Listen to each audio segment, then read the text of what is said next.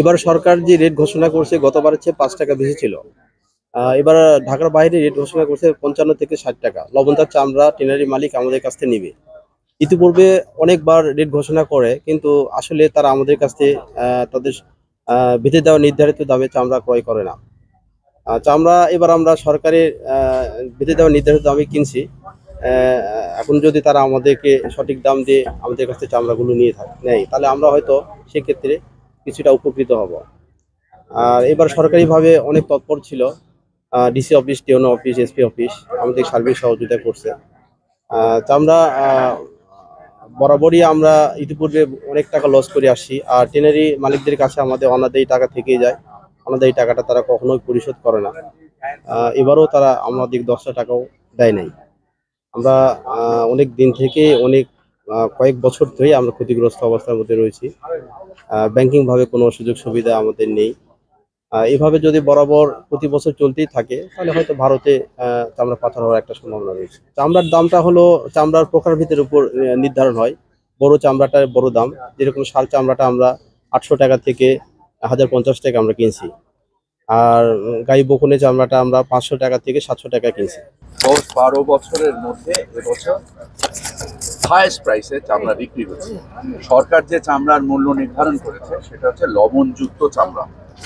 এই লবণযুক্ত চামড়ার কিছু চামড়া যে 400-500 টাকায় দামে বিক্রি হচ্ছে না, যেটা বললেন সেটা মানে হচ্ছে, বাট এই চামড়াগুলো অনেক ক্ষেত্রে আদা পচা, চামড়াগুলো অপ্রক্রিয়াজাত এবং এই চামড়াগুলো লবণবিহীন। সরকার যে মূল্য নির্ধারণ করেছে সেটা হচ্ছে লবণযুক্ত চামড়ার প্রাইস, এবং সেই মূল্যেই অধিকাংশ ক্ষেত্রে আমি যে সারা দেশ ঘুরে বেড়াচ্ছি আমি দেখতে পাচ্ছি।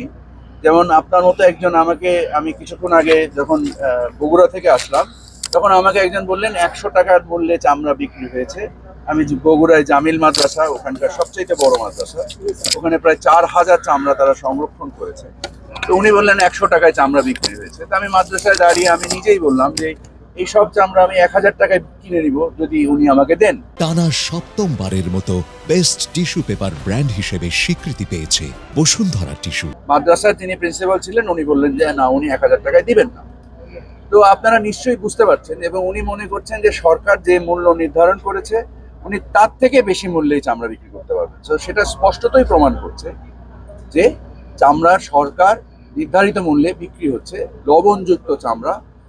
আমরা চামড়ার মূল্য বৃদ্ধি করার জন্য সহায়ক ভূমিকা আকারে যে কর্মকাণ্ডগুলো করেছি, সরকার উদারভাবে প্রায় 7.5 লক্ষ মন লবণ দেশে বিতরণ করেছে। আমরা মসজিদে খুতবায় এটাকে ব্যাখ্যা করেছি, আমরা লিফলেট প্রচার করেছি, আমরা পোস্টার বিলি করেছি, আমরা 86,000 কসাইকে আমরা প্রশিক্ষণ দিয়েছি।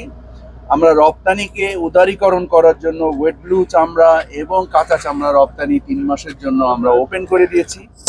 এর ফলে আমরা মনে করি একটা চাহিদা সৃষ্টি হবে, এবং এই চাহিদার বিনিময়ে চামড়া উপযুক্ত মূল্যে চামড়ার যে পুরানো হারানো যে গৌরব এটা ইনশাল্লাহ ফেরত আসবে।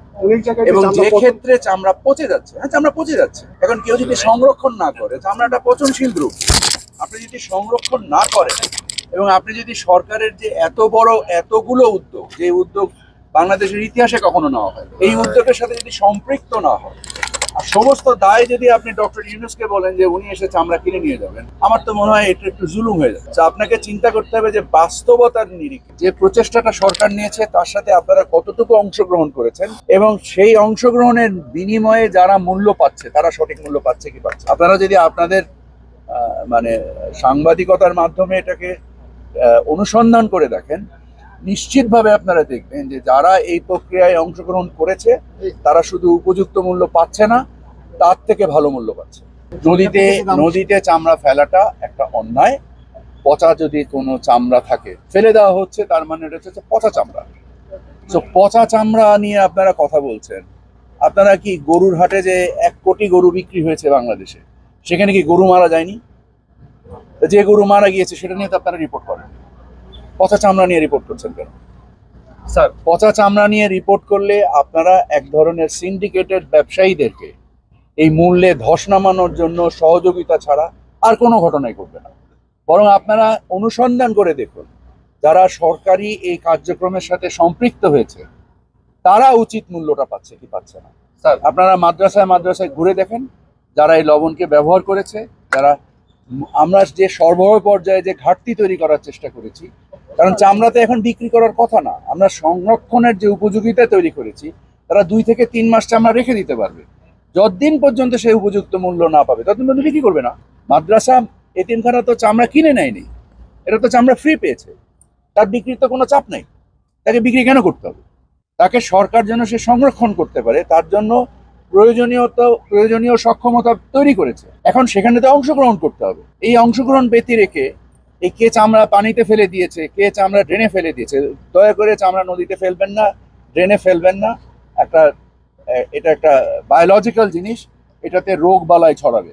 এটাকে ডিসপোজ করতে গেলে মানে মানে নির্দিষ্ট নীতিতে এটাকে ডিসপোজ করবেন।